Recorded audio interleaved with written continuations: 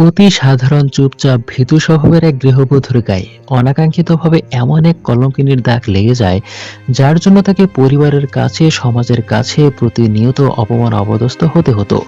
সমাজ শুধু তাকেই দোষারোপ করত, কিন্তু এই অপমান শুনতে শুনতে সে একদিন উত্তর দিতে শিখে গিয়েছিল, এবং সব শেষে তার নামে কলঙ্কিনীর যে দাগ লেগেছিল সেটা সত্য নাকি মিথ্যা, এই সবই জানতে ভিডিওটি শেষ পর্যন্ত দেখুন। গল্পের শুরুতে বোলপুরের কোনো এক রিসোর্টে জয়া নামের একটি মেয়ে বারান্দায় দাঁড়িয়ে গান গাইছিল, আর সূর্য পাশে বসে গিটার বাজাচ্ছিল। জয়া গান গাইতে গাইতে হঠাৎ পেছনে তাকিয়ে দেখে সূর্য ফ্লোরে পড়ে কাতরাচ্ছে। কিছুক্ষণের মধ্যে সূর্য হার্ট অ্যাটাক করে মারা যায়। হঠাৎ অনাকাঙ্ক্ষিতভাবে এরকম দুর্ঘটনা ঘটায় বিষয়টা বোলপুর থানা পর্যন্ত গড়ায়। পুলিশ কেসে যায়, যার জন্য জয়াকে পুলিশি জিজ্ঞাসাবাদের সম্মুখীন হতে হয়। পুলিশ যখন তাদের ডিটেইল ইনফরমেশন নিচ্ছিল তখন জানতে পারে জয়া এবং সূর্য তারা স্বামী স্ত্রী নয়, কিন্তু তারপরও তারা আলাদা হোটেলে একই সাথে একই রুমে রাত কাটাচ্ছিল। তাই পুলিশ জয়াকে খারাপ মেয়ে, রাস্তার মেয়ে ভাবতে থাকে, আর তা না হলে সে পরকীয়ার সম্পর্কে লিপ্ত ছিল। এরকম আজে বাজে কথা জয়াকে সে বলতে থাকে। পুলিশ এটাও জানতে পারে জয়ার প্রেজেন্ট হাজবেন্ডের সাথে ডিভোর্স নিয়ে মামলা মোকদ্দমা চলছিল, আর জয়ার হয়ে সেই কেস নিয়ে লড়ছিল সূর্য, যিনি মারা গেছে। সূর্য একজন অ্যাডভোকেট ছিল, তাই পুলিশ জয়াকে বলে, বাহ, ভালো লোকই জোগাড় করেছিলেন ডিভোর্স দিয়ে ওনার সাথে সম্পর্ক করার। ঠিক তখন অমর্ত্য সেন গুপ্ত নামের একজন নাম করা অ্যাডভোকেট থানায় চলে আসে। পুলিশ তাকে দেখেই দাঁড়িয়ে পড়ে এবং বলে, স্যার, আপনি এখানে কি করে? তিনি জানায়, গতকাল যাকে ধরে নিয়ে এসেছো তিনি আমার বন্ধু হয়। জয়া তখন কাউকে ফোন করতে চাচ্ছিল, কিন্তু পুলিশ তার ফোন নিয়ে নিয়েছে। তাই অমর্ত্য সেন বলে তাকে ফোনটা দিয়ে দাও, আর জয়াকে সে তার কার্ডটা দিয়ে যায়, যদি প্রয়োজন হয় তাহলে যোগাযোগ করো। এরপর তিনি চলে যায়। পুলিশ ফোনটা জয়াকে দিয়ে দেয়। তখন জয়া তার ফ্রেন্ড মৌকে ফোন করে, সূর্যের মৃত্যুর খবরটা জানায় এবং দ্রুত থানায় আসতে বলে। মৌ দ্রুত রওনা হয়। বোলপুর অনেক দূরের রাস্তা, যেতে সময় লাগবে। আসার পথে মৌ স্নেহা নামের একটি মেয়েকে ফোন করে বলে, আমি সূর্যের বন্ধু, একটা ব্যাড নিউজ আছে। ব্যাড নিউজটা শুনে স্নেহা ভীষণ শকড হয়ে যায়। এরপর থানা থেকে পুলিশ জয়ার হাজবেন্ড পার্থকে ফোন করে বলে, আপনাকে বোলপুর থানায় আসতে হবে, আপনার স্ত্রীকে একজন অ্যাডভোকেটের সাথে পাওয়া গেছে, কিন্তু ভদ্রলোকটি এখন আর নেই, তাই আপনাকে যে একটু থানায় আসতে হয়।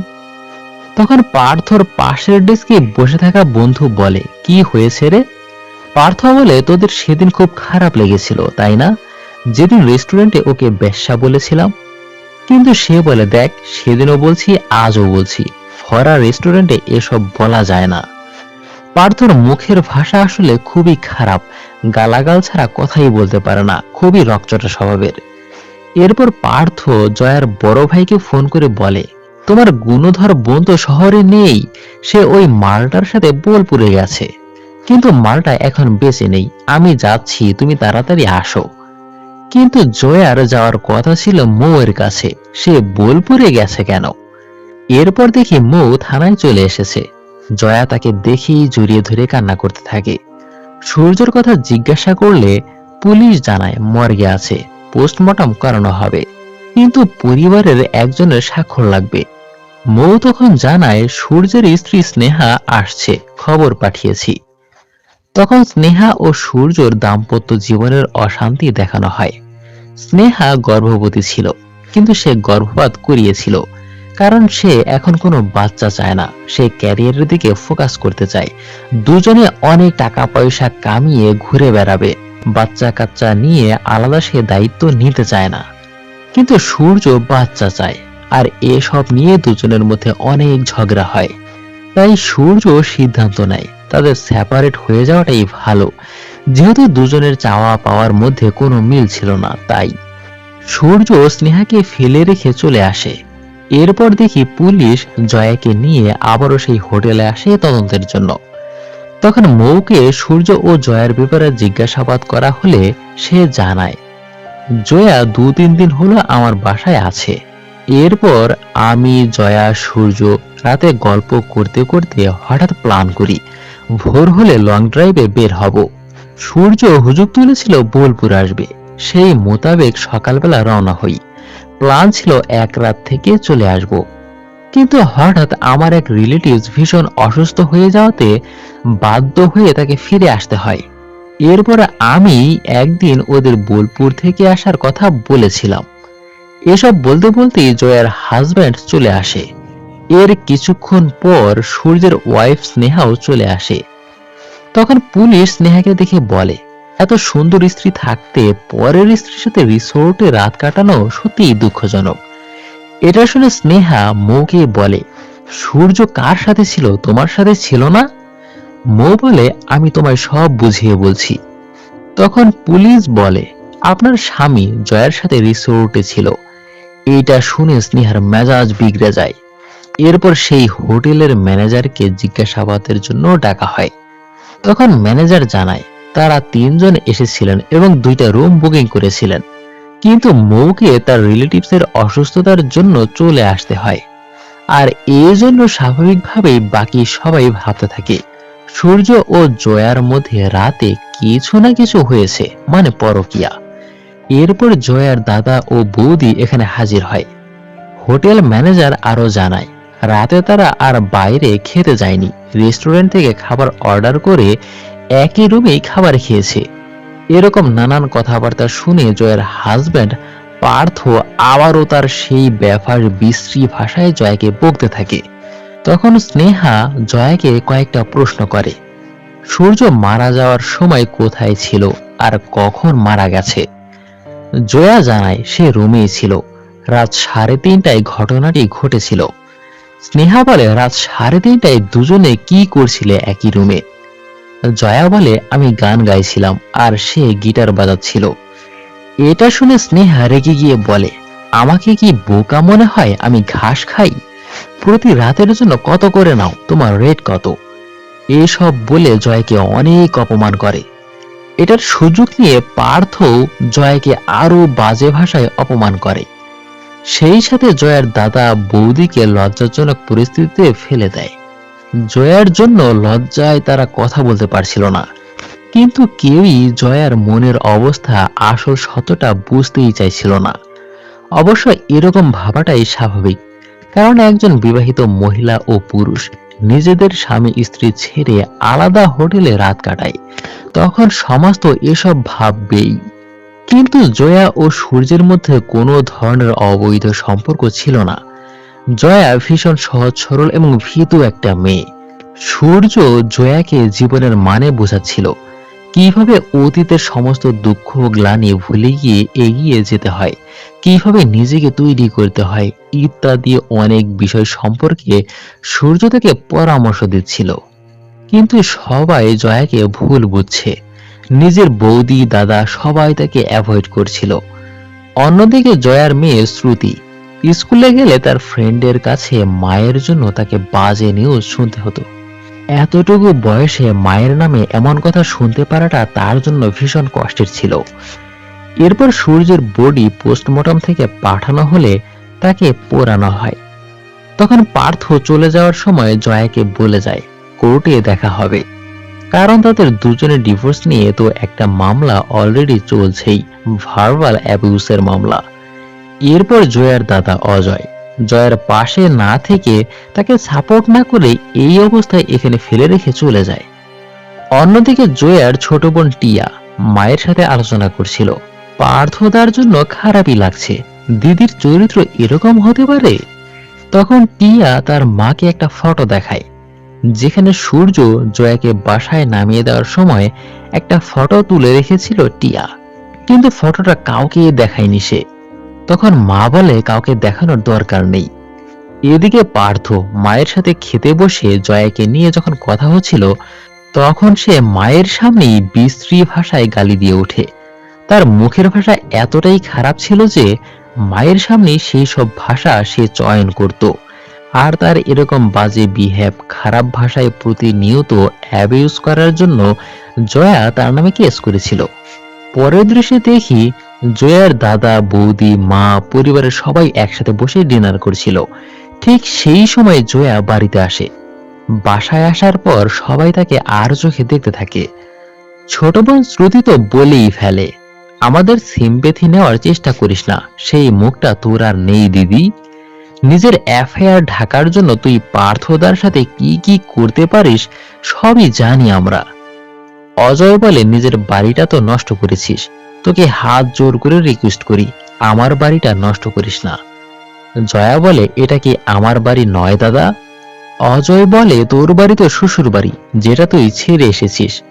এটা শুনে জয়া ভীষণ কষ্ট পায়। এরপর সে ওয়াশরুমে গিয়ে ভীষণ কান্না করতে থাকে। পরিবার, সমাজের চোখে সে একজন কলঙ্কিনী মহিলা হয়ে গেছে। এরপর দেখতে পাই জয়া তার বৃদ্ধ বাবাকে খাওয়াচ্ছে। জয়া বাবার কাছে সেই পায়রার গল্পটা শুনতে চায়। বাবা তখন বলে, সব পাখির গল্প একটাই, উড়তে শিখতে হবে। খাঁচা থেকে বের না হলে উড়তে শিখবে কি করে? বাঁচতে হলে খাঁচা থেকে বের হতে হবে, স্বাধীনভাবে বাঁচতে হবে। জয়া সবার কাছে হতাশ হলেও বাবার কাছে আসলে তার দুঃখ কিছুটা লাঘব হতো। এরপর জয়া মৌকে নিয়ে অ্যাডভোকেট অমর্ত্য সেন গুপ্তের সাথে দেখা করে। তার স্বামী পার্থ তাকে যে বিভিন্নভাবে ভার্বাল অ্যাবিউজ করত, মেন্টালি টর্চার করত, সেসব নিয়ে তাদের মধ্যে ডিভোর্সের মামলা চলছিল। কিন্তু সূর্য তো এখন আর নেই, তাই সেই কেসের ব্যাপারেই তার কাছে আসা। যেহেতু অমর্ত্য সেন তাকে বলেছিল সাহায্য করবে, কিন্তু জয়া তার ফি নিয়ে দ্বিধান্বিত ছিল। কারণ এই মুহূর্তে জয়ার কাছে তেমন টাকা নেই, সে সামান্য বেতনে এনজিওতে জব করে। অমর্ত্য সেন বলে, সেটা নিয়ে চিন্তা করতে হবে না, তুমি আমার মেয়ের মতো। অন্যদিকে পার্থ কেসটা নিয়ে স্নেহার সাথে দেখা করে। কারণ এই মুহূর্তে জয়া, পার্থ এবং স্নেহা দুজনের কাছেই শত্রু। জয়ার পরকীয়ার কথা বলে কেসটা পার্থ যে কোনোভাবেই জিতে যাবে, আর এই বিষয়ে স্নেহা তো তাকে সাহায্য করবেই। তাই স্নেহা পার্থকে বলছিল, আরো কিছু প্রমাণ থাকলে কেসটা জেতা অনেক সহজ হতো। এখান থেকে চলে আসার পর পার্থ সেই সুযোগটাও পেয়ে যায়। জয়ার ছোট বোন টিয়া পার্থর বাসায় এসে দেখা করে। টিয়া পার্থকে সেই ফটোটা দেখায়। সূর্যের সাথে জয়ার যেই ফটোটা সে তুলে রেখেছিল, ফটোটা পার্থকে কেস জেতার জন্য অনেক সহজ করে দেবে বলে সে মনে করে। আর এদিকে জয়ার পরিবারের সবাই তাকে আর চোখে দেখে, কেউ তাকে বুঝতে চায় না, শুধু অসুস্থ বাবা ছাড়া। তাই সে বাবার কাছে আশীর্বাদ নিয়ে ওই বাসা ছেড়ে দিয়ে মৌয়ের পুরনো এক ফ্ল্যাটে এসে উঠে। এরপর পার্থ ও জয়ার মামলা নিয়ে কোর্টে হাজিরার দিন সূর্যের পক্ষের উকিল স্নেহা এক সাইকিয়াট্রিস্টকে হাজির করায়, যিনি জয়ার ট্রিটমেন্ট করেছিল এর আগে। যেহেতু জয়া সাইকিয়াট্রিস্ট দেখাতো, তার মানে সে অসুস্থ, মাথায় গন্ডগোল আছে। তাই আমার ক্লায়েন্ট পার্থ জয়ার বিরুদ্ধে যে অ্যালিগেশন এনেছিল, মেন্টালি আনস্টেবল, আর সেটা ঢাকার জন্যই জয়া পার্থের বিরুদ্ধে পাল্টা মামলা করে। সাইকিয়াট্রিস্ট আরো কিছু কথা বলতে চাইলেও স্নেহা তাকে বলতে দেয় না। সাইকিয়াট্রিস্ট বলতে চেয়েছিল মেন্টালি আনস্টেবল মানেই যে সে অসুস্থ, বিষয়টা এরকম না, কিন্তু স্নেহা তাকে সেই কথা বলার সুযোগই দেয় না। অপরদিকে জয়ার উকিল অমর্ত্য সেন খুব বেশি কিছু বলে না, কারণ তার কেস লড়ার ধরনটাই আলাদা। এটা সে জয়াকেও এর আগে বলেছে, মনোবল হারালে চলবে না। শুরুর দিকে শুধু আমরা দেখে যাব, তাদের যত খুশি কথা বলতে দাও, অভিযোগ করতে দাও। এরপর ভাবমূর্তি দেখে শেষ খেলাটা অমর্ত্য সেন খেলে দেবে। তিনি শুধু জয়াকে আত্মবিশ্বাসী হতে বলে। এরপর পার্থ স্নেহার অফিসে গিয়ে জয়া ও সূর্যের সেই ফটোটা দেখায়। ছবিটা দেখে স্নেহা বলে, আরো আগে পেলে ভালো হতো। পার্থ বলে, সেদিন তো পুরো ফাটিয়ে দিয়েছেন, কেসটা তো জিতেই যাব, তাই না? তখন স্নেহা বলে, লড়ার আগে জেতার কথা ভাবাটা বোকামি। তাছাড়া ভুলবেন না, কেসের বিপরীতে রয়েছে অমর্ত্য সেনগুপ্ত, বেশি কনফিডেন্ট হওয়া দরকার নেই। অন্যদিকে জয়া এসব কেস কাহিনী, ঝুট ঝামেলা আর নিতে পারছিল না। তাই অমর্ত্য সেন বলে, তুমি আমার মেয়ের বয়সী, পারতে তোমাকে হবেই, আর আয়নার সামনে দাঁড়িয়ে বলবে আমি পারবো। এদিকে পার্থর বাসায় তার মা পার্থকে খাওয়ার জন্য বারবার ডাকছিল। তখন পার্থ রেগে বলে, ধুর লেওরা, কখন থেকে বলছি খাবো না, বাড়া কেউ কথাই শুনে না আমার। এমন আচরণ দেখে মা বলে, কি ভেবেছিস বউয়ের মতো আমাকে এসব কথা শোনানো যায়? নিজের মায়ের সঙ্গে কি সুন্দর ভাষা। পরের দিন কেসটা নিয়ে তাদের আবার কোর্টে আসতে হয়। অজয়কে কাঠগড়ায় দাঁড় করিয়ে স্নেহা জিজ্ঞাসা করে, আপনিই তো জয়কে প্রথম সাইকিয়াট্রিস্ট দেখাতে নিয়ে গিয়েছিলেন, কেন বলুন তো? তখন অজয় জানায়, পার্থর কথায় জয়াকে নিয়ে তারা সাইকিয়াট্রিস্ট দেখাতে নিয়ে যায়।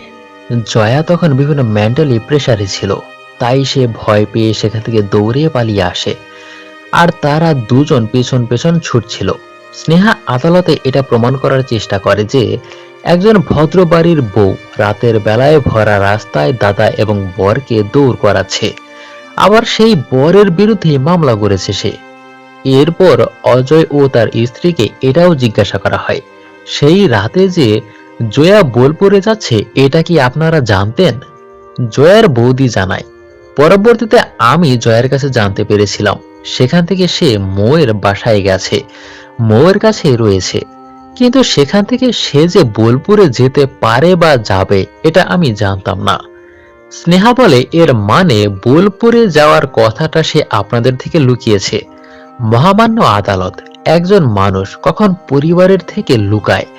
যখন এমন কোনো কাজ করবে যেটাতে পরিবারের সমর্থন পাবে না। সে প্ল্যান করে সূর্যের সাথে বোলপুরে গেছে এবং মৌ চালাকি করে আগেই সেখান থেকে চলে এসেছে। জয়া ও সূর্যের মধ্যে যে পরকীয়ার সম্পর্ক চলছে সেটার প্রমাণস্বরূপ ওই ফটোটা স্নেহা আদালতে পেশ করে। এসব পেশ করে স্নেহা বলে, জয়া মেন্টালি আনস্টেবল এবং চরিত্রহীন মহিলা। এরপর জয়াকে ডিফেন্স করতে অমর্ত্য সেন কথা বলে।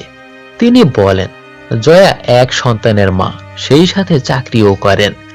আমার বিপরীত উকিল স্নেহার কথা অনুযায়ী জয়া তার বন্ধু মৌয়ের বাসায় বেড়াতে গেলে সেখান থেকে আবার বোলপুরে গেলে কেন সবাইকে জানাতে হবে বলুন তো? আমাদের সমাজে কোথাও বেড়াতে গেলে পদে পদে ছেলেদের ফোন করে জানাতে হয় না, তাহলে কেন জয়াকে জানাতে হবে? প্রতি মুহূর্তের মুহূর্তের হিসাব তাকে কেন দিতে হবে? আর না জানিয়ে ঘুরতে গেলে কেনই বা সন্দেহ করতে হবে? সেখানে রহস্য আছে, পরকীয়ার গন্ধ আছে। আর তাছাড়া জয়া ও সূর্যের যে ছবিটা পেশ করা হয়েছে সেখানে স্পষ্ট বোঝাই যাচ্ছে পাশাপাশি দাঁড়িয়ে দুজন গল্প করছে। এই ছবির দ্বারা তিনি কি এটা বোঝাতে চাচ্ছেন একজন পুরুষ এবং মহিলা পাশাপাশি দাঁড়িয়ে কথা বললেই প্রেম করছে? মহিলা হয়ে যদি মহিলারাই এই চোখে দেখে তাহলে সমাজ কি চোখে দেখবে? আদালতের কাছে অমর্ত্য সেনের এই কথা যথেষ্ট যুক্তিযুক্ত মনে হয়। এরপর কোর্ট আজকের মতো শেষ হয়ে যায়। জয়ার বাসায় হঠাৎ তার বাবার অবস্থা অনেক খারাপ হয়ে যায়। মা ও বৌদি জয়াকে খবরটা জানাতে বলে, কিন্তু টিয়া ও অজয় বিষয়টা এড়িয়ে যায়। জয়াকে জানিয়ে কি হবে, ও আসলেই কি সব ঠিক হয়ে যাবে নাকি? অন্যদিকে দেখতে পাই জয়ার শ্বশুর বাড়ি মানে পার্থর বাড়িতে তার মেয়ে শ্রুতিকে জয়া গোপনে কিছু পাঠিয়েছে, কারণ এই মুহূর্তে তো জয়া মেয়ের সাথে কোনোভাবে দেখা করতে পারছিল না। জয়া একটা চিরকুটে লিখেছে, ভালোভাবে পরীক্ষা দিস, রাত জাগিস না, নিজের যত্ন নিস। যা দেখে শ্রুতি কিছুটা আবেগী হয়ে যায়। এদিকে অমর্ত্য সেন থানায় এসে পুলিশের কাছে জয়া ও পার্থর কিছু ইনফরমেশন জোগাড় করে দিতে বলে। পার্থ তো জয়াকে ভার্বাল অ্যাবিউজ করত, খারাপ ভাষায় গালাগাল দিত। ঠিক এরকম একটা ঘটনা 25 ফেব্রুয়ারি ওল্ড মার্কেটের পাশের রাস্তায় সকাল 9টায় ঘটেছিল। সেটার সিসিটিভি ফুটেজ জোগাড় করে দিতে বলে। এরপর মৌ হঠাৎ জয়াকে ফোন করে হাসপাতালে আসতে বলে, তোর বাবা ভীষণ অসুস্থ হয়ে পড়েছে। খবর পেয়ে জয়া কিছুক্ষণের মধ্যেই হাসপাতালে চলে আসে, কিন্তু এসে দেখতে পায় বাবা আর বেঁচে নেই। অজয় বলে, কালকে হাসপাতালে নিয়ে আসলাম আর আজকেই। জয়া বলে, আমাকে একটু আগে জানাতে পারলে না? অজয় বলে, বুঝতে পারিনি এরকমটা হয়ে যাবে। জয়া বাবার মৃত্যুতে শুকিয়ে পাথর হয়ে যায়। এখান থেকে চলে আসার সময় দাদা জয়াকে বলে, তোর বাসায় নামিয়ে দিয়ে আসি, কিন্তু জয়া বলে লাগবে না। দাদা বলে, এই অবস্থায় পারবি কি পারবি না? জয়া বলে, সেদিন তো দাদা জিজ্ঞাসা করলে না আমি পারবো কি পারবো না, সেদিন তো বোলপুর একা ছেড়ে চলে এসেছিলে। আজ আমি পারবো। আর চতুর্থ দিন বাড়িতে বাবার শ্রাদ্ধ করব, পারলে সেদিন এসো। এই বলে সে চলে আসে। এখান থেকে আসার পর অমর্ত্য সেনের কাছে জয়া কান্নায় ভেঙে পড়ে। বাবা চলে গেছে। জয়া ও অমর্ত্য সেনের মধ্যে বাবা মেয়ের মতো একটা সম্পর্ক গড়ে উঠেছিল দুজনের মধ্যে। মেয়ের মতোই সে আদর করত। এরপর চতুর্থ দিন জয়া বাসায় বাবার শ্রাদ্ধ করে। সেদিন বাসায় হঠাৎ স্নেহা এসেছে জয়াকে অপমান করার উদ্দেশ্যে। স্নেহা বলে, আমার হাজবেন্ডের শেষ সময়ে তোমার কোলেই সে ছিল। এমনটা শুনে প্রতিবেশী বলে, আজকের দিনে কি সব যাতা কথা বলছেন?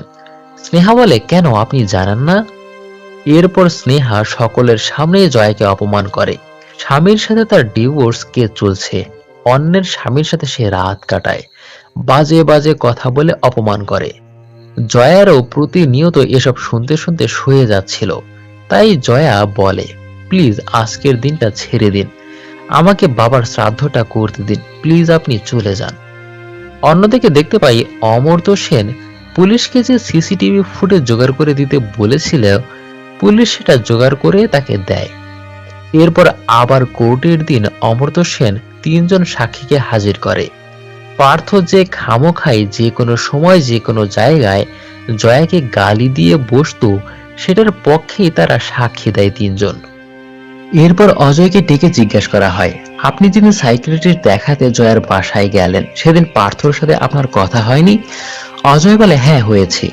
পার্থ বলল, জয়া উইয়ার্ড বিহেভ করছে, সবকিছু ভুলে যাচ্ছে, আলাদা থাকতে চাইছে। তাই পার্থ বলল তাকে সাইকিয়াট্রিস্ট দেখাতে। অমর্ত্য সেন বলে, বলল আর আপনি নিয়ে গেলেন? অজয় বলে, দেখুন আমার বোন বিয়ে করেছে, তার স্বামী আছে, এখন আমি তো তার ব্যাপারে ইন্টারফেয়ার করতে পারি না। কোনো কিছু যাচাই বাছাই না করে পার্থর কথা শোনা তার একদম উচিত হয়নি। এরপর মৌ জানায়, ডাক্তার দেখিয়ে বাসায় আসার পর জয়া কিছু খেতে চাইছিল না, একটা প্যানিকের মধ্যে ভুগছিল সে। তাই পার্থ জয়ার সাথে রাগারাগি করে এবং বেফাঁস ভাষায় গালিগালাজ করে। তখন জয়া সইতে না পেরে উত্তেজিত হয়ে ল্যাম্প লাইটটা ছুঁড়ে মারে, কিন্তু দুর্ভাগ্যবশত সেটা শ্রুতির কপালে গিয়ে লাগে, তাই শ্রুতির কপাল কিছুটা কেটে গিয়েছিল। এরপর তাকে আমরা হাসপাতালে নিয়ে যাই। অমর্ত্য সেন জানতে চায়, তাহলে তো তার মাও সাথে গিয়েছিল তাই না? কিন্তু মৌ জানায়, না সে যায়নি। কেন যায়নি? কারণ পার্থ রেগে গিয়ে তার 2 হাত বেঁধে সেদিন রুমে আটকে রেখেছিল। পরের দিন সকালবেলা দরজা খোলা হয়েছিল। কতটা পাষাণ আর সাইকো হলে পার্থ এই ধরনের কাজ করতে পারে? অমর্ত্য সেন পার্থর মানুষরূপী শয়তানের মুখোশটা যেন টেনে টেনে বের করছিল। পার্থ যে আসলেই জয়াকে মেন্টালি টর্চার করত, ভার্বাল অ্যাবিউজ করত, সেটার প্রমাণস্বরূপ ওই ভিডিও ফুটেজটি দেখায়, যেখানে দেখতে পাই পার্থ ভরা রাস্তার মধ্যে জয়াকে বেফাঁস ভাষায় গালিগালাজ করছে, যেটা কোনো সুস্থ মস্তিষ্কের স্বাভাবিক মানুষ করতে পারবে না। ভিডিও ফুটেজটি দেখে সকলের খুব খারাপ লাগে। তাই অমর্ত্য সেন বলে, মহামান্য আদালত, আমার আর কিছু প্রমাণ করার নেই। মেন্টালি আনস্টেবল আসলে জয়া নয়, মেন্টালি আনস্টেবল পার্থ। তাই ট্রিটমেন্ট জয়ার দরকার নেই, ট্রিটমেন্ট প্রয়োজন পার্থর, কারণ সমস্ত সাক্ষ্য প্রমাণ এটাই বলে। তাই আদালতে এটাই প্রমাণ হয়, সমস্যা আসলে জয়ার নয়, সমস্যা পার্থর। ভার্বাল অ্যাবিউজ রীতিমতো একটা ক্রাইম। জজ জয়াকে বলে, আপনি কি কিছু বলতে চান? জয়া ভয় ভেঙে সাহস করে বলে, হ্যাঁ বলতে চাই। কারণ সূর্য তাকে একবার বলেছিল, আপনি সবার সামনে কথা বলতে এত ভয় পান কেন? জয়া বলে, সবার সামনে সবকিছু বলা যায় নাকি? কিন্তু সূর্য তাকে বলেছিল, যেটা সত্যি সেটা যে কোনো জায়গায় যে কোনো পরিস্থিতিতে নির্লজ্জের মতো বলা যায়, বরঞ্চ না বলাটাই লজ্জার। তখন জয়া আদালতে বলে, আমি এতদিন লজ্জায় কিছু বলতে পারিনি, কিন্তু প্রতিনিয়ত গালাগাল শুনতে শুনতে শুয়ে গিয়েছিল। আর স্নেহা আমাকে বারবার বলেছে সূর্যের সাথে আমার কোনো সম্পর্ক আছে কিনা। আমি বারবারই না করেছি, কিন্তু আমি ভুল করেছি। হ্যাঁ, সূর্যের সাথে আমার একটা সম্পর্ক ছিল, কিন্তু সেটা প্রেমের সম্পর্ক নয়। আমরা তো সম্পর্ক বলতে প্রেম মনে করে থাকি, কিন্তু প্রেম ছাড়াও আরো সম্পর্ক থাকতে পারে। ভালো চাওয়ার সম্পর্ক। উনি আমার ভালো চেয়েছেন, উনি আমার নিজের জীবন প্রথম স্বীকার করতে শিখিয়েছেন। আর মহামান্য আদালত, গালিগালাজ অপমান শুধু মেয়েদেরকে নিয়েই করা হয় কেন? গালাগাল করতেও মেয়েদের মা মাসির নাম ব্যবহার করা হয়। কই, ছেলেদের তো গালাগাল করতে কোনো শব্দই নেই। জয়ার কথা শুনে কোর্টের সবাই খুব ইমোশনাল হয়ে গিয়েছিল। সব শুনে কোর্ট রায় দেয়, জয়াকে তার মেয়ের পূর্ণ কাস্টাডি দেওয়া হলো এবং পার্থকে 1,30,000 টাকা জরিমানা করে 3 মাসের জন্য কাউন্সেলিং এর নির্দেশ দেয়। আদালতে এটাও মনে করিয়ে দেয়, গার্হস্থ্যহীনরা শুধু শারীরিক মানসিক টর্চার নয়, মৌখিকও হতে পারে, এক্ষেত্রে উভয়ই দণ্ডনীয় অপরাধ। এরপর অজয় বোনের কাছে এসে নিজের ভুলের জন্য অনুতপ্ত হয়। তখন মেয়ে শ্রুতি জয়ের কাছে ছুটে আসে। মা মেয়েকে পেয়ে দুজনে ভীষণ ইমোশনাল হয়ে পড়ে। জয়া এবং পার্থর মধ্যে ডিভোর্স হয়ে যায়, কিন্তু পার্থর কাছ থেকে মেয়ের জন্য যা যা পাওয়ার ছিল, অধিকার ছিল, সেগুলো সে পেয়ে যায়। জয়া নিজের শিকলবন্দি জীবন ছেড়ে মুক্ত আকাশের নিচে মেয়েকে নিয়ে এখন অনেক সুখে শান্তিতে বাস করতে শুরু করে। আর গল্পটি এখানেই শেষ হয়ে যায়। পুরো গল্পটি শোনার পর আপনার কি মতামত অবশ্যই কমেন্ট বক্সে জানাবেন। সবাইকে ধন্যবাদ।